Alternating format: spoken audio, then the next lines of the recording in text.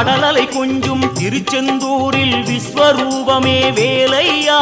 பழமுதி சோலை அறுபடை வீடும் புண்ணிய தரிசனம் முருகையா திருநீர் அணிந்து வரும் போது நெஞ்சில் நிம்மதி பிறக்குது கந்தையா முகனே சிவனார் மகனே உன்னை பாட பாட சுகமாகுதையா வேல் முருகா அரோகரா அரோகரா வேல்